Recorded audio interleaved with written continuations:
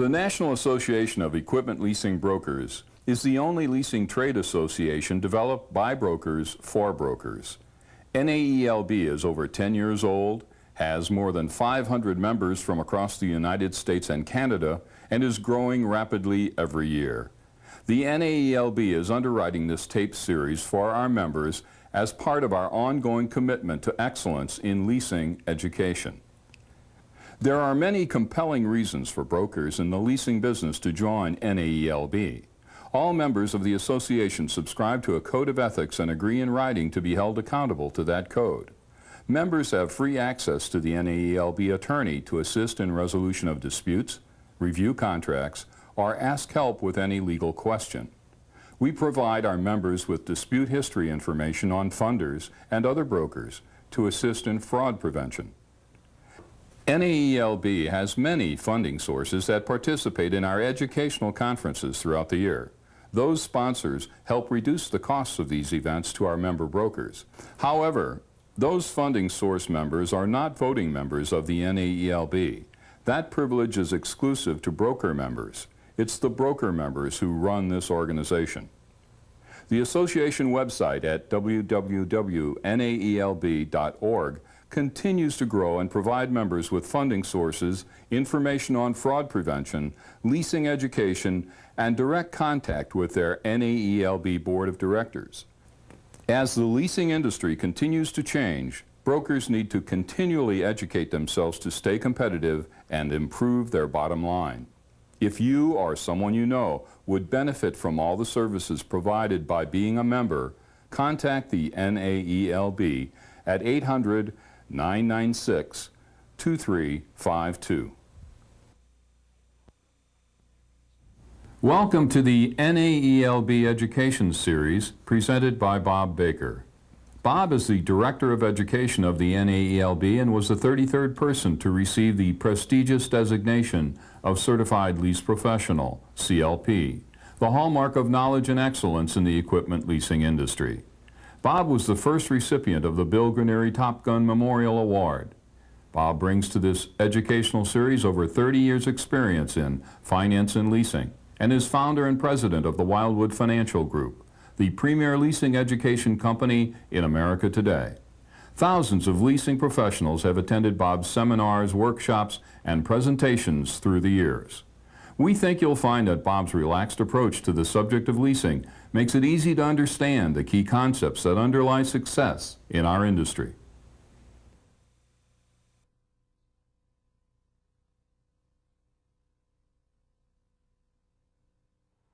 Hi, I'm Bob Baker, and I am very excited, as well as being honored as the Director of Education of the National Association of Equipment Leasing Brokers, the NAELB, to present to you this video training series. This series is designed for the novice as well as it is for the person that's been in the business for quite a while, and it can be a refresher for folks that have been in the business for a long time. I'm going to be talking to you for several hours on these videotapes to give you some very specific knowledge, but I want to do this in a format that is just like I was sitting talking to you, so it is not designed to have everything exactly as it would be in a CPA's mind. It's not to be exactly as it would be in as an attorney's mind. So these are general, overall things that we're going to try to share with you today. So, you know, as with anything else, you should always get the opinion of your attorney or your CPA for specific legal or accounting issues. The first we want to bring to you is the classification and terminology in leasing. We want to spend some time so that you understand the jargon in the industry, a little bit about definitions, classification, and terminology. I think in order to do that, or before we can do that, it would be well worth our time here to spend just a couple of minutes to give you a little bit of a history of leasing, the background of leasing, kind of to give you not a long history lesson, but a brief overview of where leasing started and kind of where leasing has come up to this point in time. We can trace leasing back to 2000 BC, but we have written leasing law, Babylonian law, that goes back to 1700 BC. I'm going to make a small jump here from 1700 BC to 1953. There was obviously a lot of things that took place during the war, the Depression and things that affect leasing, but leasing as we know it today, modern day leasing, pretty much started in 1953, and it started with the Internal Revenue Section 167 of the IRS Code. What this did was allow the lessors, the owners of equipment that were leasing equipment, to be able to get some substantial tax deductions. This is when IBM and Xerox entered the industry and pretty much for all practical purposes started it. Both of those companies were very large, they were very financially well-to-do, and because of this new 167 deduction, it started in '53, they were able to get some nice deductions by leasing their equipment instead of selling it and receiving all their money in front. In 1955, we had U.S. Leasing, which is pretty much considered to be the granddaddy of the leasing industry, came into the leasing business as the first third-party leasing company. Now, for some reason, this third-party leasing term sometimes tends to have a negative connotation in the industry. No reason that it should. Virtually every leasing company that is in the business today is a third-party leasing company, except for the ones that are financing their own products, which are the captive leasing companies, which we'll talk about a little bit later. Anytime that you have a leasing company that's sitting someplace between the supplier and the end user of the equipment, they're a third party. So U.S. Leasing, after the 167 deduction came out, and IBM and Xerox were leasing quite a bit of equipment to customers, they said, why don't we jump in here? We can buy equipment from different manufacturers, different suppliers of equipment, then we can turn around and lease it out. That makes us the lessor, and we're able to take this 167 deduction. Pretty much that's how leasing as we know it today got started.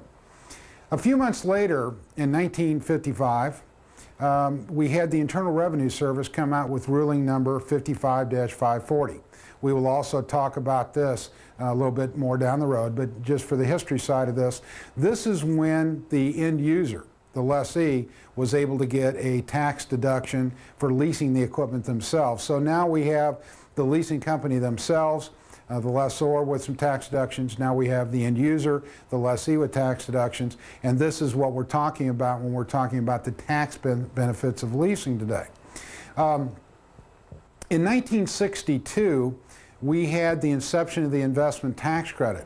Now, investment tax credit is gone today, but I still think it's worth spending a couple minutes here just to explain to you what it is, because you'll hear the term, and it did have 15-year ramifications as far as companies' accounting books go, so it is still in effect today.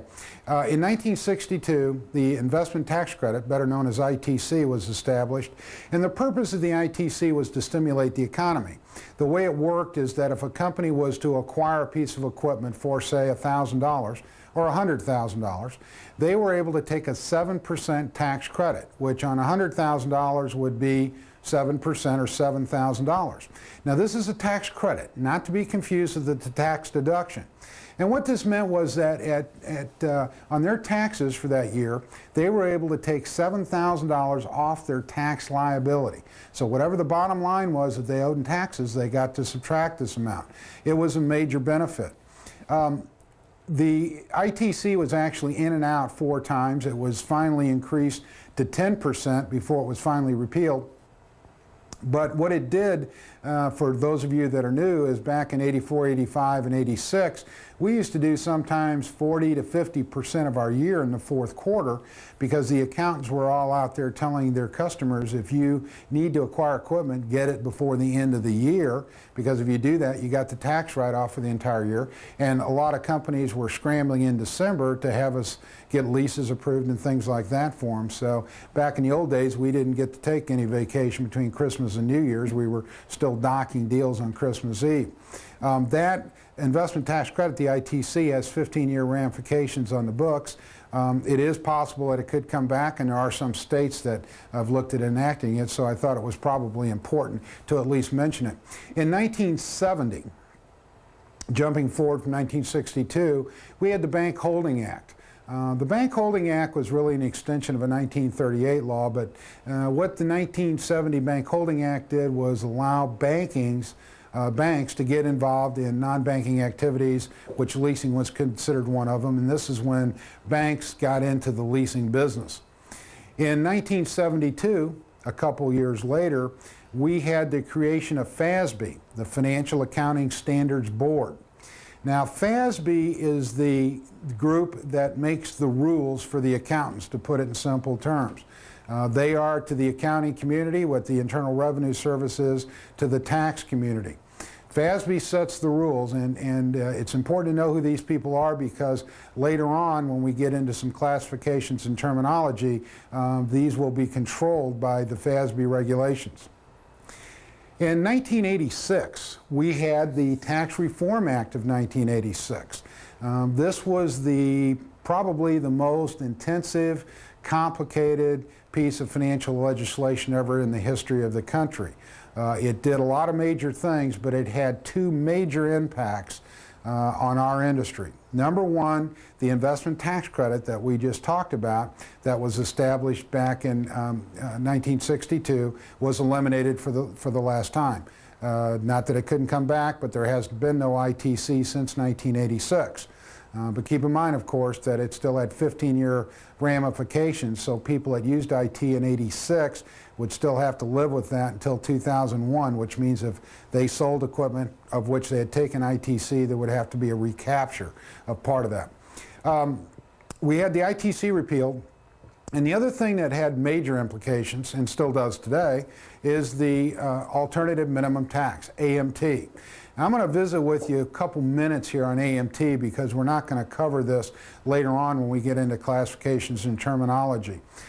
The alternative minimum tax is basically designed, and again I'm trying to give you this in simple layman's terms, to keep companies that were paying no taxes from doing so. It closed up some loopholes that were out there in the tax laws that basically took very large corporations that had tremendous amount of deductions, making billions and millions of dollars worth of profits, and not having to pay any taxes at all. What the alternative minimum tax did was cause a third set of books to be created for companies. Companies have two sets of books, one for tax purposes and one for accounting purposes. That's totally legal, that's normal, and that's the way businesses operate. When they use their books on tax purposes at the end of the year, that tells them how much taxes they have to pay. We all know that companies, as well as us as individuals, try to take every tax deduction we can, and what companies want to try to do is not end up having a tax deduction or tax liability at the end of the year. What the alternative minimum tax did was create a situation where the companies have to do a third set of books, and this means that a company figures out at the end of the year what their normal tax liability would be under normal IRS guidelines, and then they have to go in and do an alternative minimum tax formula. Whichever is the greater of the two, they have to pay. Now, why is this a big deal, or why is this important to the leasing industry? The major reason is because one of the big deductions that a company has on their financial statements is depreciation. When a company goes out and acquires a piece of equipment, they depreciate it over the life of that equipment, and that depreciation is a non-cash item that affects their deductions at the end of the year. If a company has a lot of depreciation, in other words, they've acquired a lot of equipment, they're going to have very high depreciation. High depreciation also equates with a low tax liability at the end of that taxable year. If a company was to lease equipment instead of purchase it, or go to the bank, which is still a purchase, then depreciation doesn't go in their books if it's a true lease, which we'll talk about, and they're able to expense the payment. Therefore, they don't have that depreciation, and that therefore can decrease what their tax liability would be under the AMT formula. Now again, this is something that you need to deal with your accountants. It's a very complicated issue, but it can be very, very important when you're looking at a company who has financial statements or a company that has very, very low tax liability. This can be a tremendous sales tool to be able to use leasing as a better alternative for them than some other conventional ways that they might go about handling that purchase. Now, this, as I said, this Tax Reform Act of '86 was extremely complicated. It was a 2,000-page document. So it had a lot of effects in our industry. In the 1990s, somewhere around 91, 92, we don't know exactly what the date is, but leasing became the predominant force in the capital equipment industry, or capital equipment industry. The way to put this in probably simple terms is this. Number one, leasing is the largest form of external financing in the United States today. Now, to try to put some numbers on this, numbers don't really excite me a lot because numbers are kind of hard to equate with. But the most recent numbers that I have seen that have come out of the 99 year end was that the leasing industry financed approximately $233 billion worth of equipment. Now, $233 billion is a little bit, hard to comprehend. $233 billion equates to this. 1/3 of all the capital expenditures in the United States are financed through the leasing vehicle. And to put it in another way, the leasing industry, the industry that you work in, will finance more equipment for U.S. businesses this year than all of the banks in the United States combined. The way that companies prefer to finance their equipment is through the equipment leasing industry. This is a huge industry.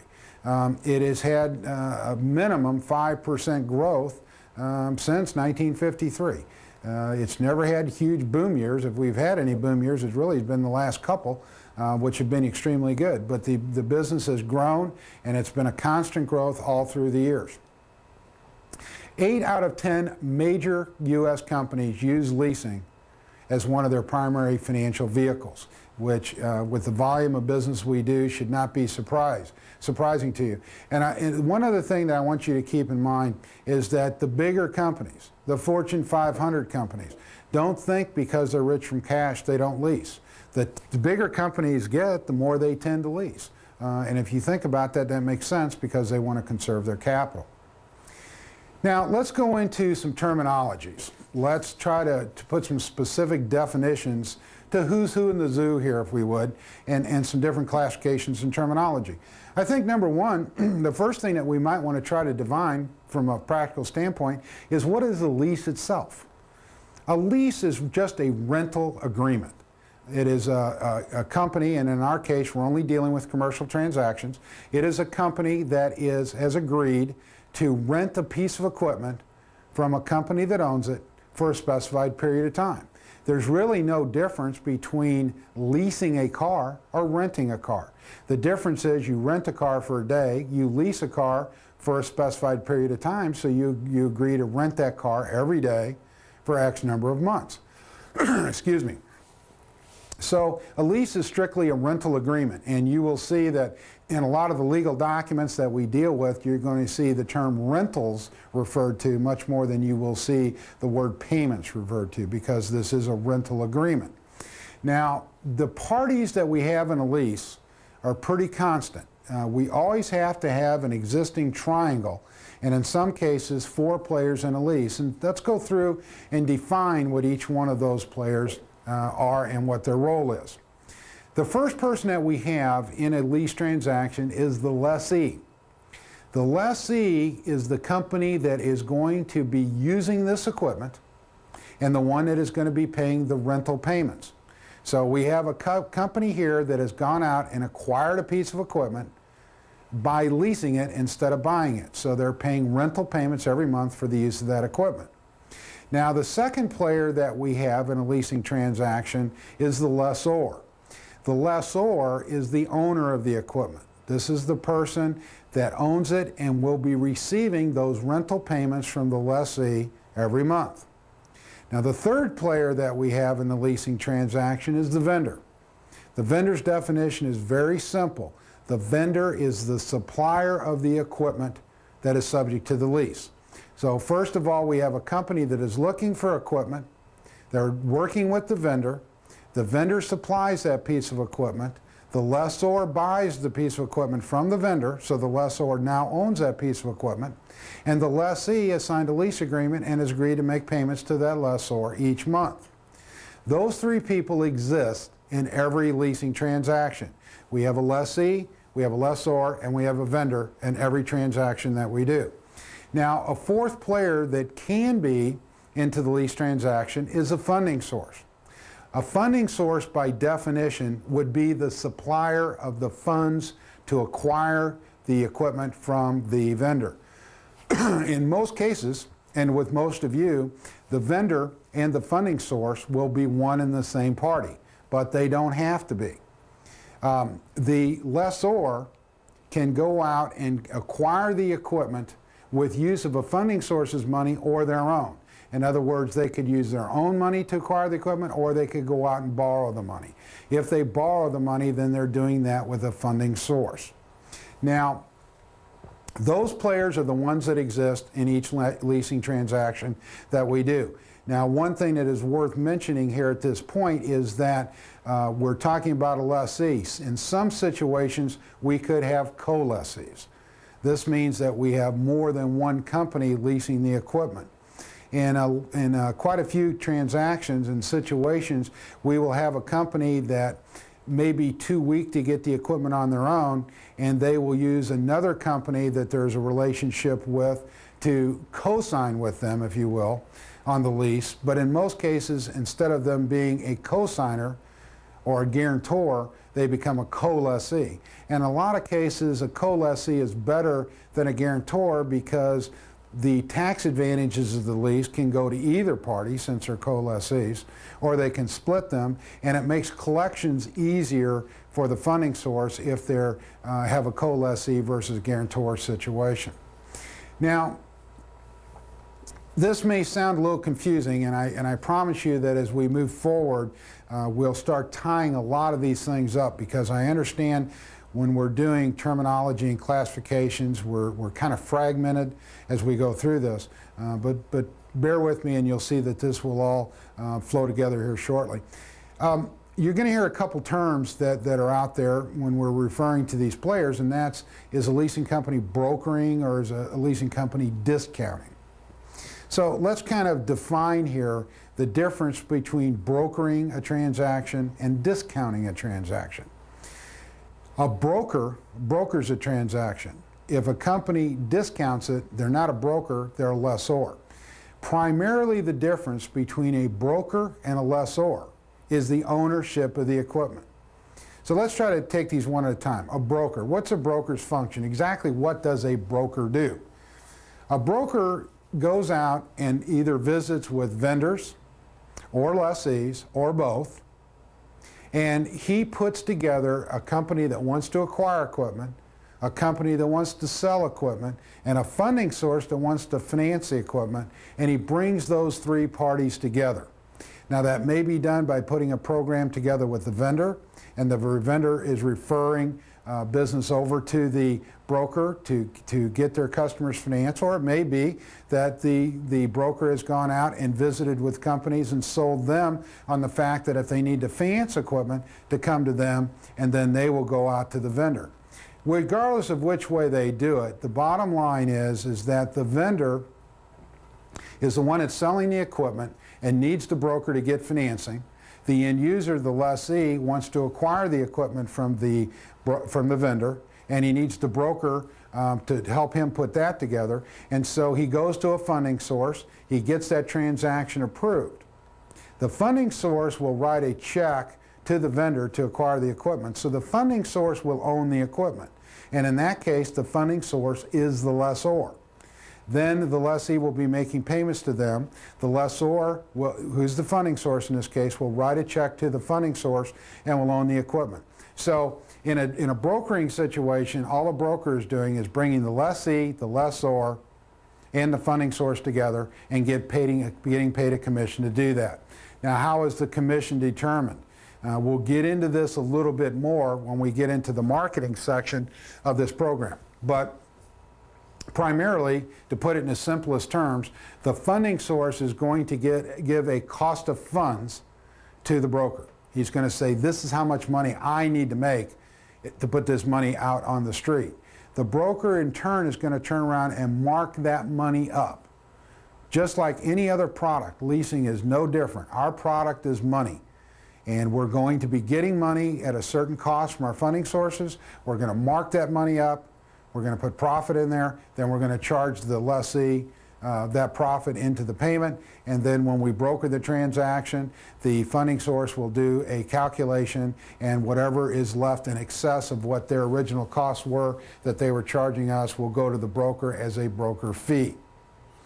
Now, discounting with a lessor is a little bit different. In this case, the lessor has gone to either the vendor or the lessee and brought a transaction in-house. They have turned around and gone to a funding source and got them to approve that transaction. Or they could have approved it in-house, either way. At this point, once that transaction is approved, either internally with that leasing company, that lessor, or with their external funding source, they will complete the documents, they will check delivery of the equipment, and they will issue the check to the vendor to purchase the equipment. So the lessor now owns that equipment. He will in turn take the rental of payments. Let's say that we had a 60-month lease, and in a lot of cases we might have the first and last payment in advance, which means 58 payments are still left because we collected the first two. They will assign to their funding source, or they can do it internally, the 58 payments that remain.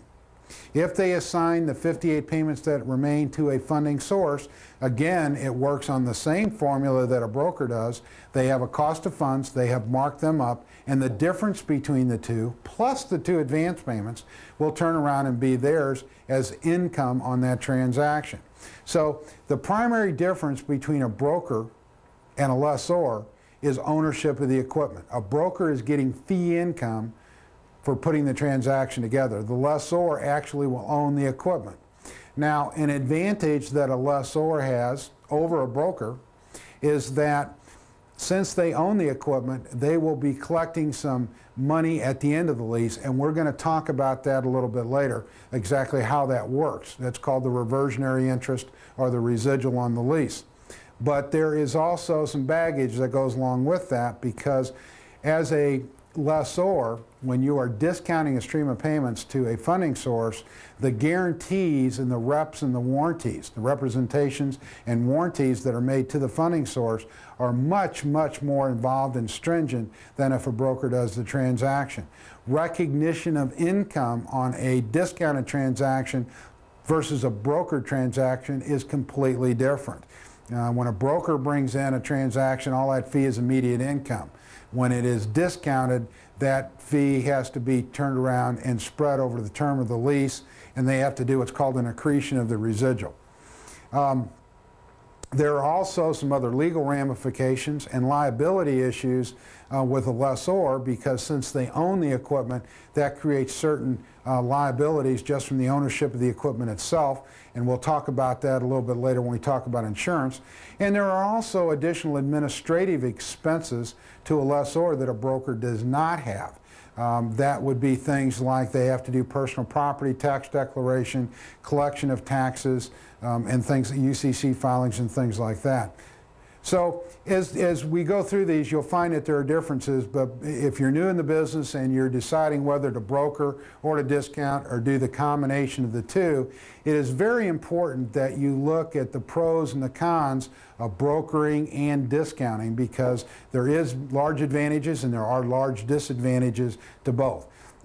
There is a big misconception, at least in my opinion, that some people believe that you're much better off to discount because you make more money. Well, the fact of the matter is you probably will make more money by discounting a transaction than brokering it. But at the same time, that's gross fee. You also have to look at the additional administrative expenses that are involved. You have to look at the additional liabilities that are involved, tracking the insurance, the UCC filings, and everything else that goes along with that. So brokering may be great for you, discounting may be great for you, a combination of the two may work very well for you. I think the next thing that we need to discuss is a little bit about the types of leasing companies that exist out there. And we have several different types. One would be the captive leasing company. Now, a captive leasing company, by definition, are the leasing companies that finance their own products. If we were to equate this to the consumer industry, this would be Ford Motor Credit, GMAC, Chrysler Credit, those type of companies. In the commercial side, Caterpillar would probably be a good example. You know, they're financing their own bulldozers and that type of equipment. So a captive leasing company, by definition, is a leasing company that finances their own products. Now, we're going to talk about a lot of things in sales and marketing in a different videotape than this, but one point I want to make here that is probably one of the biggest mistakes that I see as I travel around the country and do various presentations and talking to people, is that when you run into a captive leasing company, most lease brokers and leasing professionals tend to throw up their hands and say, I can't compete with the captive. The truth of the matter is, in the large majority of the time, that's the case.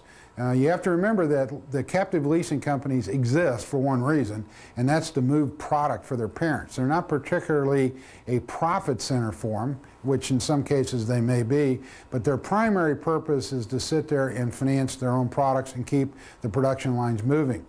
One of the things to remember about a captive leasing company is that the credit criteria that a captive leasing company uses to approve or disapprove transactions is almost solely driven by what sales are. To give you an example, a consumer example, if Ford Mustang convertibles were back ordered for 12 weeks and they were getting full retail price for them, and they were very difficult to get and you had to wait a long time, and a dealer, the Ford dealer, was to submit a transaction into Ford Motor Credit on a pretty weak credit on a Mustang, chances are Ford's going to turn that transaction down. They're not going to lose the sale, so they don't really care. Conversely, if the LTD Crown Victoria is moving very, very slowly and they're having a very hard time moving those, and they had a marginal credit that might be the same credit they turned down in the Mustang, they might approve them for that automobile. Because again, that's what the captive leasing function is to help move product. So remember that when we're in a brisk economy like we're in now, where the captive leasing companies are having no problem approving transactions, they can be a little bit pickier on the transactions that they're going to do, and that can leave some doors open for you. The other thing to remember that in some cases, the captive leasing company may only finance new equipment.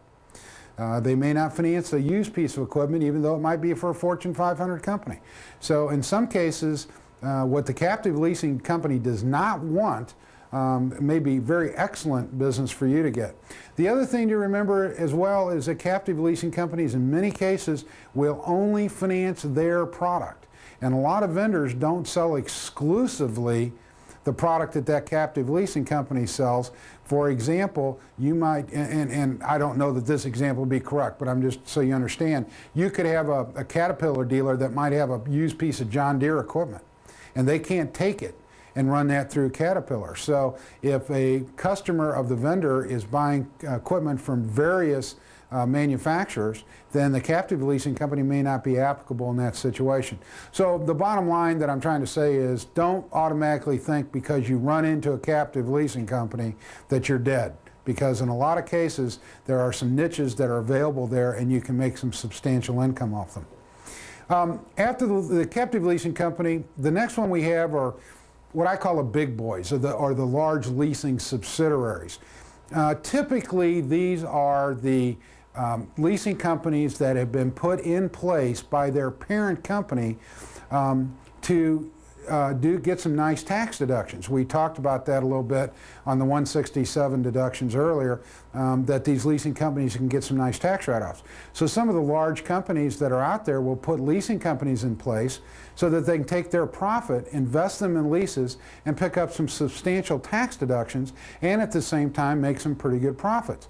Now, one of the things I want to try to avoid, obviously for obvious reasons in this video series, is to be talking about individual companies, because I don't think that'd be applicable to do. But just so that you have an idea of who I'm talking about here, we have companies like GE that obviously has General Electric Credit Corporation, and they have companies that they have. You know, the Colonial Pacific Division, for example, is one of theirs.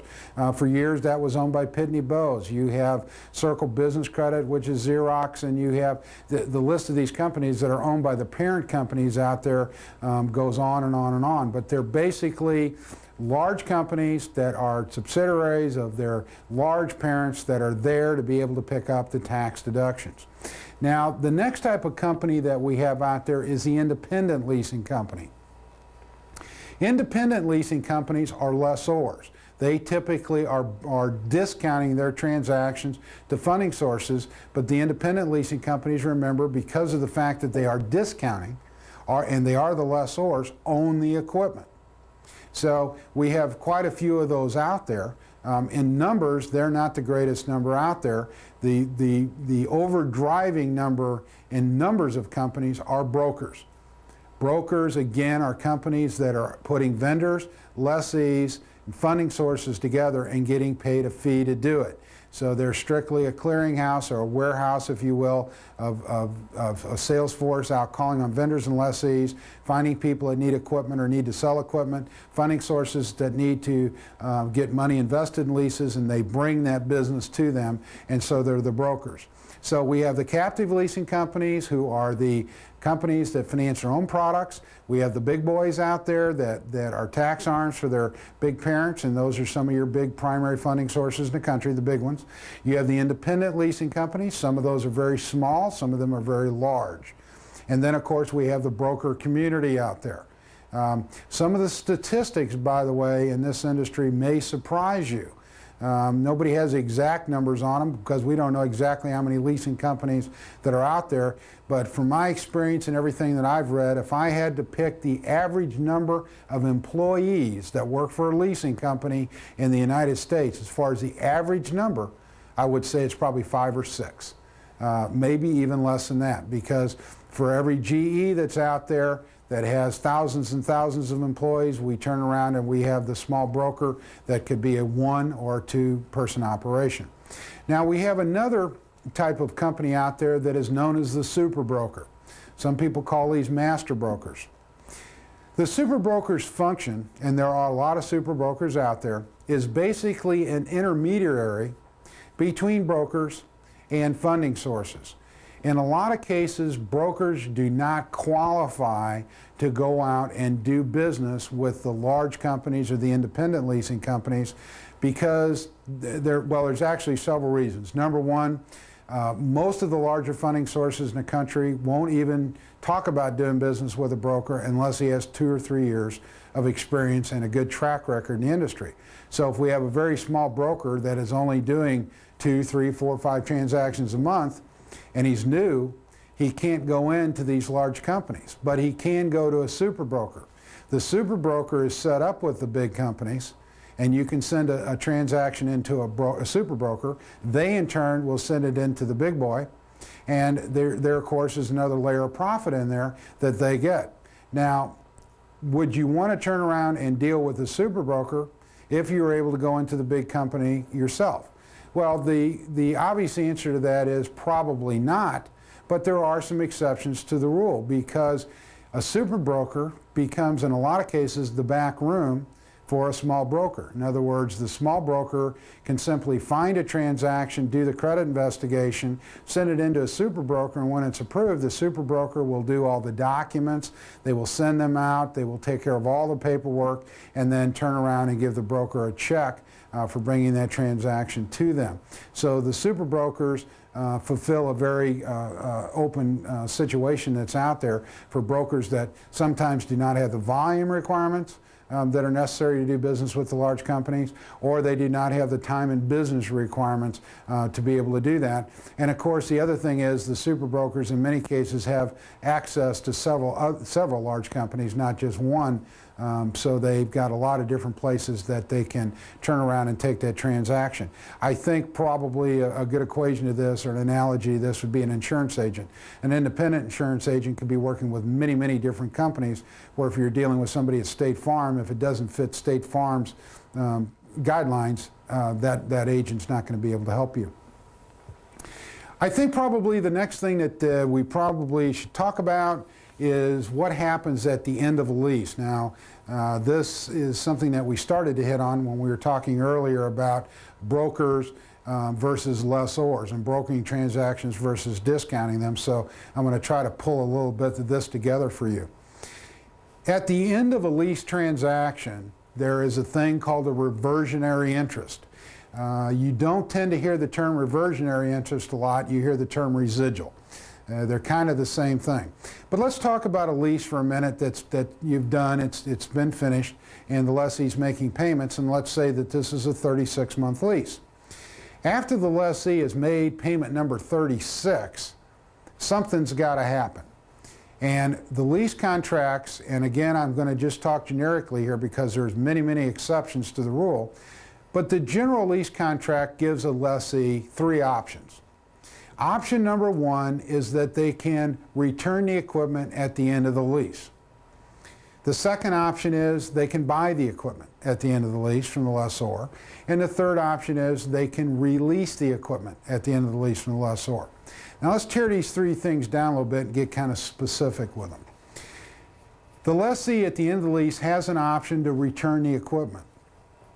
If they return the equipment must be returned in good condition, less normal wear and tear. Let's go back again and use the automobile as an example. If you lease a car for 3 years, and at the end of 3 years, you take that car into the car dealership and throw them the keys and say, "Thank you very much," you walk away and that's the end of the lease. But if that car has a smashed left rear fender, what's going to happen? They're either going to tell you you need to get it fixed, or they're going to fix it. In either case, you're going to have to pay the cost to turn around and repair that automobile because it must be returned in good condition, less normal wear and tear. The leases that we do on all our commercial equipment, whether it's a copier, an aircraft, a piece of medical equipment, regardless of the equipment, it must be returned at lease end in good condition, less normal wear and tear. Additionally, with the lease transaction, we have some other things that have to happen. The lease says in almost every lease transaction that the equipment that is the subject of the lease must be returned anywhere in the continental United States designated by lessor. So this means that when the lessee says, "I don't want the equipment anymore, I just want to return it," it has to be returned wherever the leasing company tells them to return it. And additionally, it must be properly crated, packed, shipped, and insured prepaid by the lessee. So the return usually in most contracts reads something like this. At the end of the lease, the lessee has the option to return the equipment in good condition, less normal wear and tear, anywhere in the continental United States designated by lessor, properly crated, packed, shipped, and insured prepaid by the lessee. So that would be the first of the three options at the end of the lease. Now, the second option would be to purchase the equipment. At the end of the lease term, the lessee can buy the equipment from the lessor. Now, the amount of this purchase can be predetermined at the beginning of the lease, or it can be left open-ended. Open-ended means that they would buy it for its then fair market value, what the equipment is actually worth at the end of the lease. Now, what this purchase option is and how much this purchase option is for has very, very definite ramifications as far as how a lease is treated for tax purposes, and we're gonna visit that a little bit later down the road. Option number 3 is that the lessee can release the equipment. In other words, if you were leasing a car for 3 years, you could go into the dealership and say, "I like this car, I don't want to turn it in yet, I'd like to lease it again for another year." And you can turn around and you could continue the lease, assuming your credit's okay, for an additional year or 2 years or whatever term that you came to an agreement on. Now, some companies will have an agreement that says at the end of the lease, you can continue to rent it for its then fair market value rental payment, which means the rental payments would then be based on what the fair market value of the equipment is. Some companies will go out and say you can rent it for an additional year for 50% of what your payment had been in the past. So there's a lot of different ways with different companies to word that, but the bottom line is that third option would be to turn around and continue to lease the equipment from the lessor. So to tie this together, at the end of the lease transaction, a leasing company has a reversionary interest. Now think about this from an income standpoint. One, the lessee turns around and says, "I'm returning the equipment." So the equipment is returned to the lessor sells the equipment, and that income becomes theirs. Two, they can turn around and buy the equipment from the leasing company at the end of the lease. They might have, for example, a 10% purchase option, which means that they have paid, a $10,000 piece of equipment. They have an option to buy that equipment for $1,000. So at the end of the lease, they write the check to the leasing company for $1,000, and that's income.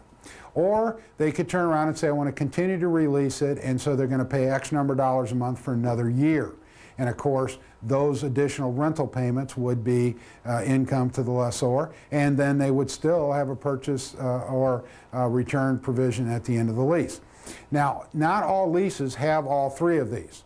And again, they're too numerous to get into in this presentation, but some leases don't even have an option to do anything but return the equipment. There is no option. They must return it. Some leases have no options at all. The lessee has to buy the equipment. We'll talk about that a little bit later. But generally, we have three options at the end of the lease: return the equipment, buy the equipment, or release the equipment. Now, a term that we need to define, because you're going to see as we move forward that this term is going to come up quite a bit.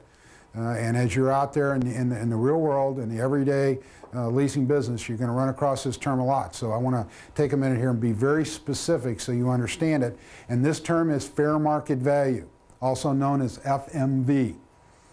Fair market value is typically associated with an option at the end of the lease. And it says that the lessee can buy the equipment for its fair market value or release it for its then fair market value. Let's define fair market value. This is what the IRS says fair market value is. Fair market value is what a buyer under no due duress is willing to pay, what a seller under no undue duress is willing to sell for. Both parties are aware of all pertinent facts, and they come to a meeting of the minds. Now that might sound a little bit open-ended, but let me give you just a very simple, practical example of fair market value. You and your spouse walk into a car dealership on Saturday, and you're looking for a used car, and you see a 1993 Oldsmobile Cutlass Supreme, and you really like the way this car looks, and so you tell the salesman you'd like to take it for a drive. So the salesman puts a plate on it, you take off with this car for a couple hours, you drive it around, you check it out, you take it over to your brother-in-law that's a mechanic, he looks at it. You both like the car, you come back to the dealership and you go, we really like this, we'd like to buy it, how much is it? The dealer says, I got a really good deal on that car, I'll sell it to you for $10,000. And you go, you got to be crazy, there's no way I'd pay that much for this car, I'll give you $7,000. And then of course we know you're going to go back and forth and back and forth and back and forth. But when everything's all said and done, let's say that you end up buying this car that they wanted $10,000 for, you wanted to pay $7,000 for, you bought it for $8,500. Now, was the dealer under any duress to sell you that car? No. He could have sold that car to anybody. Are you under any duress to buy the car from him? No. You can go buy a car anywhere you want. Are you aware of all pertinent facts? Yes. You've checked the car out, you've driven it, you know what you're buying. And did the two of you come to a meeting of the minds? Yes. That would be the fair market value for that vehicle. So when we're talking about fair market value, we're talking about an arm's length transaction. This is very important, these terms arm's length. This means out in the open market. This isn't two people in collusion coming to an agreement. This is out in the open market, what that piece of equipment would be worth between a willing buyer and a willing seller, being aware of all the pertinent facts and neither one being under duress. Now, that would be a bargain, that would be a fair market value. Now, we're also going to hear the term bargain purchase option. Now, bargain purchase option by definition is very simple. If the option is less than fair market value, it is a bargain. So anything less than what the equipment is worth out there in the open market becomes a bargain.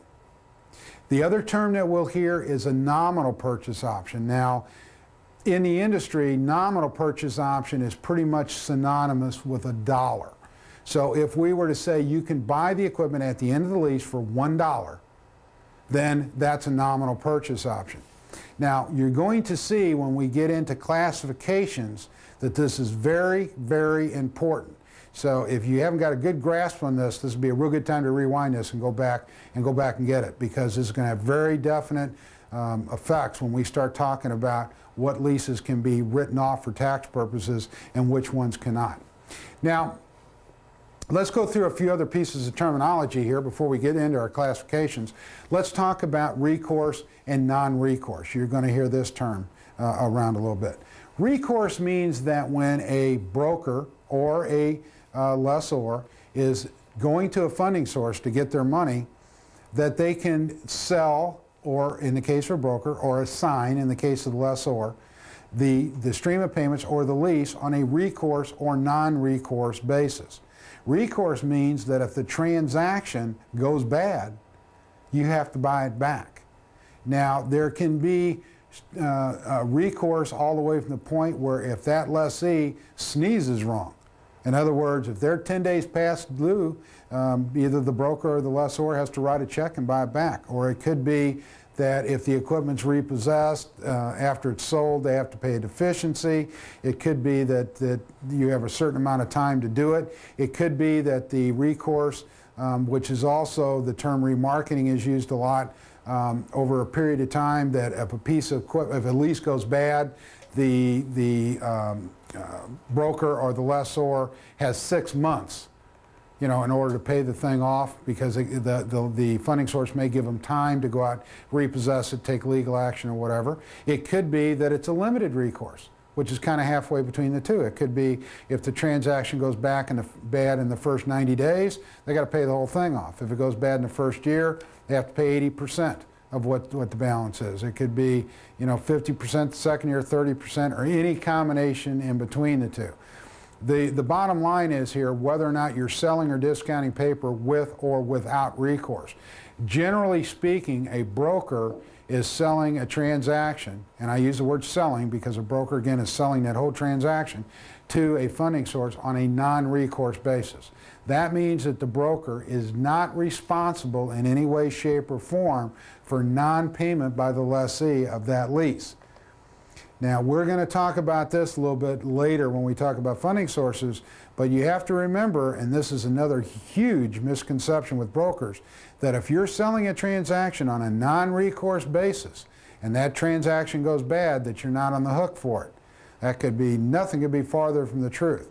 Non-recourse means you are not on the hook for non-payment, but you also have a broker agreement out there that you make certain representations and warranties that certain things are correct. If it turns out that there was some fraud in that transaction, or there was some misrepresentations or things like that, you may still be on the hook for it. So it's very, very important that you read and understand very, very carefully the broker agreements that you have the various funding sources, because you will find that they will vary drastically from funding source to funding source. Remarketing agreements can also come into play with vendors. Sometimes what we may want to do to enhance a transaction or to strengthen a transaction on maybe a weaker customer is to turn around and get some participation from the vendor. Now, most of the time a vendor turns around and says, I don't want to be involved. I want to do these deals with you on a non-recourse basis. In other words, once you've approved it and you wrote them a check, they're out of it. They don't want anything else to do with it. But sometimes it may be a prudent decision because of pricing, because of volume considerations, because of the type of credits that the vendor works with, or whatever, a lot of different reasons, that the vendor may want to have limited participation. The participation in a remarketing agreement can go all the way from what we call best efforts remarketing agreement. And basically that would mean something like, if we have a best efforts remarketing agreement with a vendor, and we bought a transaction from them, and that transaction goes south, goes bad, that the vendor will agree to go out there and pick up that equipment for us. We may agree to pay him to do that, but he will go get it because he knows how to properly go out and pick it up and crate it and ship it and everything else, so that the funding source is not, paying a very high repossession expense. And then they will turn around and they will put it back in resaleable condition at the funding source request at their cost, and they will give us their best efforts to remarket the equipment, to resell it. So in that case, the vendor is agreeing to turn around and help the leasing company get out of trouble on their nickel. There's no cost to them, and there's really no legal obligation. And it can go all the way to the other extreme, that the vendor agrees that if the transaction goes delinquent by 10 days, they will write a check and they will pay it off. So again, the remarketing agreements between a vendor and a leasing company can be very widespread, and they can be from nothing to everything or anything in between, but it can also be a very good marketing tool sometimes you're working with a funding source to enhance transactions or enhance vendor programs to get them to buy transactions. Now let's talk about the profit a little bit on the transactions. Typically, and it doesn't have to be done this way, it can be done on internal rate of return, where the company you work for says, here's what is going to be charged on these transactions, here's the return that we want on this particular transaction. But in most cases, you are given a cost of funds, and depending on the lessee or the vendor you're working with, you're going to put so much profit on it. Profit is typically done by points. Now, a point is 1% of the equipment cost. So if we were to take a transaction for, say, $20,000, 1 point would be $200. If we were to put 10 points onto that transaction, then 10% of $20,000 would be $2,000. If we were to put 6 points on it, 6% of $20,000 would be $1,200. In most instances, you will be able, as a salesperson, to be able to turn around and put the number of points that you want on a transaction based on the credit worthiness or what the vendor program is for that particular transaction. Now, you will also hear the term basis points, and basis points is a little bit different. A basis point is 1/100th of 1%. So there are 100 basis points to 1%. So if there's a 25 basis increase in pricing, that means that you would have 1/4%, or if it was 300 basis points, it would be 3%. And that's basically all you need to know about that. Let's talk about a couple types of leasing that we do here, or types of leases. And I'm not really talking as far as classifications or the Internal Revenue Service or the accounting community out there, but I want to talk about mini leases and package leases. These are terms that are used within the industry itself.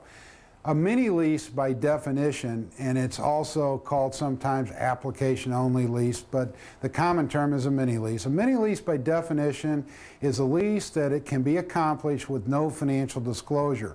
Typically, a mini lease is a one-page credit application. There are no financial statements, no tax returns, no pro formas, nothing other than that one-page credit application. And the typical right now at this taping is $75,000 is what the benchmark on mini leases are. Years ago when I started in the business, that benchmark was $10,000, and then it was $25,000, and then $35,000, then $50,000, $75,000. There are some companies out there that will legitimately do transactions to $100,000 on an application-only basis, and there's some that advertise they'll do $250,000 to $500,000. I think in most of those cases, they're hoping to get financial information out of Dun & Bradstreet. But by definition, a mini lease is a transaction that you're able to do without any financial disclosure at all.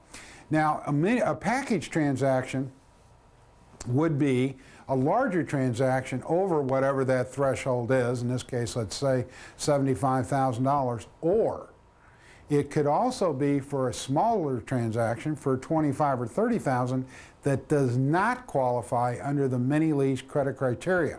And we'll talk about those criteria a little bit later. A package transaction typically is where we need to go in and get 3 years financial statements, 3 years tax returns, a current interim financial, personal financials on the principals, and things like that. We're getting a full financial package. And we'll talk about the specifics of what we need there when we get into packaging in another video tape later on. So we have two kinds of business. The mini lease, typically are smaller transactions that we're able to do without any financial disclosure at all, and our package transactions, which are the ones that do not qualify under the mini lease criteria or are our bigger transactions where we need full financial disclosure. Now let's jump to a completely different subject and go through a couple other terminologies that are very important that you're going to run into on a day-to-day basis. And these have to do with insurance. The first one would be a lost payee endorsement. Every lease that you do is going to require that the equipment that is the subject to the lease is covered with P&C insurance, property and casualty insurance. This insurance covers that equipment against loss, theft, fire, flood, that type of thing. And every leasing company is going to require property and casualty insurance on each one of those. The way that they know that the equipment is covered is they're going to require a loss payee endorsement. This is the same thing that if you went out and purchased a car and financed it at the bank, a bank would require. They want to have a loss payee endorsement from your insurance company, and that says that does a few things for them. If you don't pay your premium and the insurance company is going to cancel the policy, then the company that is the loss payee would be advised of that so that they know that the insurance on their collateral is about to expire and they can make other arrangements or default the loan or whatever. The other thing is that if the equipment is damaged or stolen or in a flood or something like that, the check is made out to the lessee as well as the leasing company. That way they can control the equipment being fixed or replaced. Now, a loss payee endorsement only has to do with property and casualty insurance, which covers the equipment. Now, one of the things that's unique a little bit in the leasing industry versus the loan industry or the banks or whatever you want to call them is that a leasing company owns the equipment, as we discussed earlier. That funding source, that lessor, owns the equipment. Since they own the equipment, even though they're not the ones that are using that equipment on a daily basis, the lessee is, since they do have ownership of the equipment, they do have some liability issues. Now, would we be concerned about liability on a copier, a computer, furniture, and that type of thing? No. But if that lease was on a forklift, an aircraft, a vehicle, a machine tool, somebody could very easily get hurt. And the leasing company has liability there as the owner of the equipment. And this is going to cause you a little bit of grief from time to time, so I'm going to take a minute and explain to you why the funding sources are pretty inflexible when it comes to liability insurance. When there is a chance that somebody can get hurt on the equipment that they own, they're going to require that they become an additional insured. That means they want to be listed on the insurance policy as an insured party. Not just a loss payee that they know that the insurance is there and it could be canceled. They want to be listed as on the policy. Let me explain why. Somebody's working on a machine tool, and let's say this machine tool is a big press that comes down and puts 14 trillion pounds of pressure on a metal object and forms it into something. And there's two safety handles on this that require you to hold both handles before the press can come down. But the operator realizes that if he tapes one of those shut, he can move that stuff in and out of there faster. Well, one day he doesn't get his hand out of there fast enough and it crushes his hand. So he's rushed to the emergency room, and while he's in the emergency room and they're doing surgery, the attorneys are backing up out there in the waiting room. Now, there's going to be a lawsuit filed, and that lawsuit's going to get filed against a bunch of parties. The attorney for that injured man is going to turn around and file a lawsuit against the company he works for. He may file against the foreman of the company. He may file against the president of the company. He's going to file against the manufacturer of that piece of equipment, and guess who else he's going to file against? He's going to file against the owner of the equipment. Now, obviously, in order to win that lawsuit, and I'm not trying to get into technical legal things here, excuse me, but in order for them to win that lawsuit, they're going to have to show some kind of negligence on the part of the leasing company, which in most cases they can't do. But let's assume that this company they work for went out of business. The foreman's gone. The president of the company's gone. Who ends up in this lawsuit? The owner of the equipment and the leasing company. Now we're sitting here in court with the leasing company and the owner of the equipment, may even be represented by the same attorney. They're making the argument that the equipment had safeties on it. It was very specific in the instruction to use the safeties. The leasing company is using the argument, we just financed the equipment, we didn't have anything about the use of it. They were supposed to be using it in a proper manner, and they didn't. But now we're sitting here with this man with no hand, his kids and his wife sitting there on the other side of the courtroom, and the jury goes out and says, the manufacturer didn't really do anything wrong. It was in their manual, and the leasing company just financed it, but we got to give this poor guy something. And even if they don't give him something, who has had to pay to defend this? The leasing company and the manufacturer. As long as their insurance is on it, and they're listed as an additional insured, then the insurance company has to turn around and defend this case. So the funding sources are going to be very, very inflexible. Anytime there's equipment that somebody can get hurt on, they're going to require that there's an additional insured endorsement.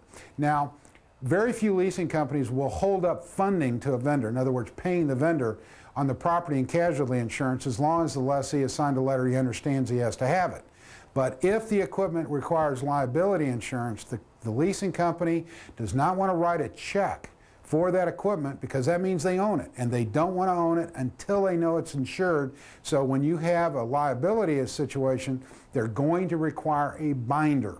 So before they fund. So keep in mind, anytime you're dealing with liability insurance and additional insured being on one of your approvals from a funding source, get to work on that immediately, because that can hold up funding on a transaction. Let's talk about this term called cash flow. Cash flow is also a synonymous term for this would be debt service. We're basically saying, can our company that we're trying to get approved afford to make the payment? Does the transaction cash flow? When you're into a larger transaction, that's the very first thing that's going to get looked at. Can they afford to make the payment? So when you hear the term, does the transaction cash flow, does the transaction debt service, we're saying, do the financial statements support the fact that there's enough money to make these payments? The next term that we're going to run into, and I understand as we're moving forward here, some of these are going to be fragmented, but keep in mind that these will all tie together as we move on forward. The next term that we're going to hear is a put. That is an acronym, PUT, Payment Upon Termination. Whenever a funding source buys a transaction, whether it be from a broker or from a lessor, or if a lessor is doing the transaction internally, at the point the lease is consummated, the leasing company will, quote, book a reversionary interest. Remember, that's what we feel that this equipment will be worth, either from purchase, from release, or if the equipment's returned. And they put a certain amount on their books because this is what they believe at the end of the lease is going to be collected. Now, that money that a leasing company puts on their books for that reversionary interest is a receivable for the leasing company, even though it may not be collected for 2, 3, 4, 5 years out into the future. But it's very, very important to a company that they do collect what they book, because it's on their financial statements. And if they don't collect it, then it shows as a loss. And as far as their financial statements are concerned, if they've got booked $2,000 at the end of a lease for a piece of equipment and they only get $300 at the end of the lease, that's a $1,700 write-off. That's the same thing as taking cash out of the drawer and burning it. So when we have a situation where a leasing company is doing a lease and approving a lease on equipment that they feel has very little or no value at the end of the lease, they will require a put. Now, put means that the lessee must buy the equipment at the end of the lease. There is no option to return it. There is no option to release it. Now, a good example of this type of equipment would be computer equipment. If we were to take a bunch of PCs today, let's say a company's buying $1,500 PC and they're getting 10 of them for $15,000, and they're going to do them on a 5-year lease, what would those personal computers that were $1,500 be worth in 5 years? They probably be worth nothing more than be used as a paperweight. So since they know they have no value, they're certainly not going to let the broker or the lessor that's sending them that transaction put a 10% purchase option on it, because they're not worth 10%, or more certainly not fair market value. So they will say, we're going to require a 10% put. They can use whatever percentage they want, but with computers, that's pretty standard. A 10% put, which means that if the $15,000 transaction was completed, that the lease agreement will say that the lessee must buy the equipment at the end of the lease for $1,500 on that $15,000 lease. Now, you're going to run into put situations quite a bit because that's what the funding source is going to dictate to you. Now remember, there's always a way you can avoid doing a put with a funding source, and that is using their dollar purchase option rates. If you use their dollar purchase option rates, then you can turn around and still do the transaction as fair market value. And when we get into explaining 55540 a little bit later that we talked about earlier in classification, you'll find that this can make a difference as to whether or not they are able to write their payments off or not, but we'll discuss that a little bit more later. Another term that you're going to hear, even though it's not as common, but it's very common with some leasing companies and very uncommon with others, is a thing called an EFA, Equipment Finance Agreement. Equipment Finance Agreement, an EFA, is really a disguised loan. It's really a lease on a loan document. It is treated as a loan for both tax purposes and for accounting purposes, and it is nothing more than a disguised loan on a lease contract.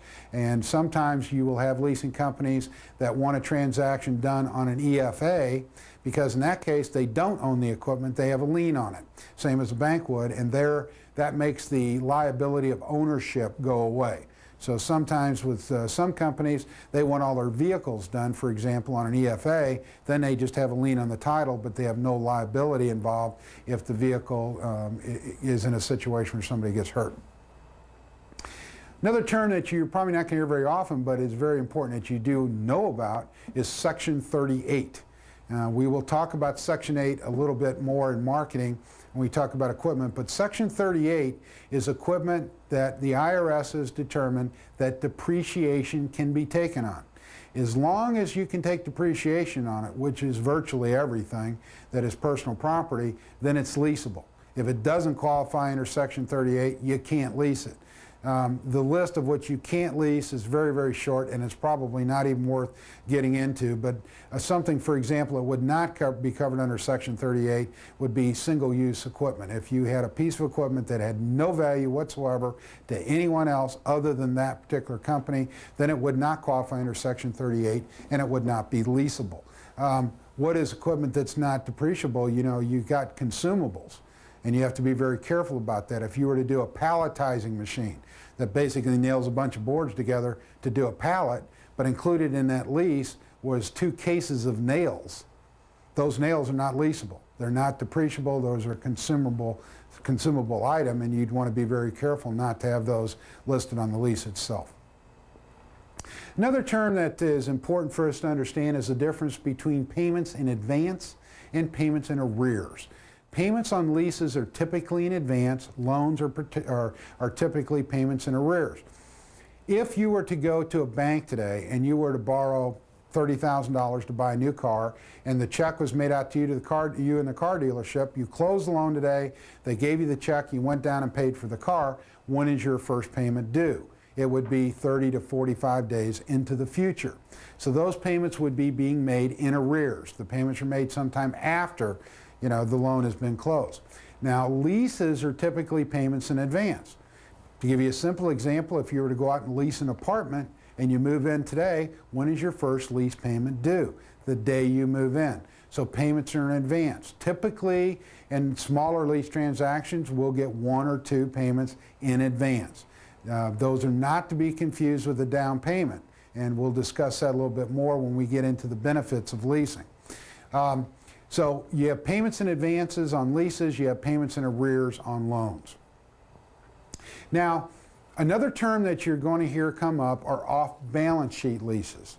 You know, a lot of companies say one of the advantages to leasing is that it is off-balance sheet financing.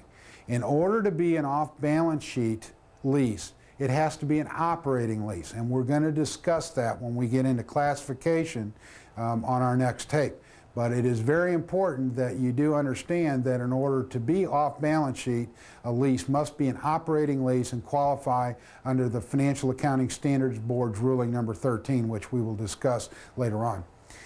The other term that you will hear that are accounting issues, but they will come up sometime, is cash versus accrual. Financial statements can be done on a cash basis or on an accrual basis. And you hear this word accrual a lot. Cash means that a company does not account for money until they actually put it into the bank. And at the same time, they don't account for money that they owe until they actually make the payment. So they don't have a thing called receivables. They don't put on their financial statement money that's going to be owed to them down the road or is owed to them down the road, and they also don't show bills that they owe. They show cash means money when they put it in bank, and expenses are when they put the money out. Accrual is exactly the opposite. On an accrual basis, you have cash in the bank, you have money that's going to be coming in that are your receivables. You also show on the expense side money that's going out, but you also have on there money that's going to be owed in the future that you owe payments on. Okay? So that's the difference between cash and accrual. Another term that you're going to hear is ACRS, Accelerated Cost Recovery System. It's what we call depreciation.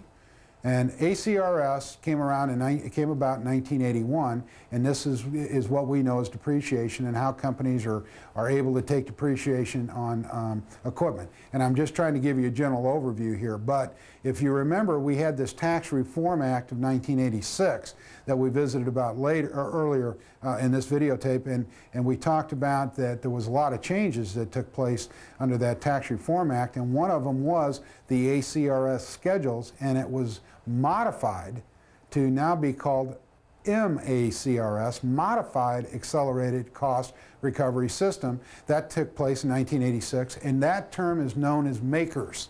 So when you hear the term MAKERS, which sounds like it'd be spelled MAKERS, we're really talking about MACRS, the Modified Accelerated Cost Recovery System. And basically what that says is it's now dictated to companies on how long different type of a piece of equipment has to be depreciated for. And this can be another advantage of leasing, because by taking the write-off of the payments versus the depreciation, you might have to depreciate the equipment over a much longer period of time than what the lease would be for, which means we're able to accelerate some tax advantages for them.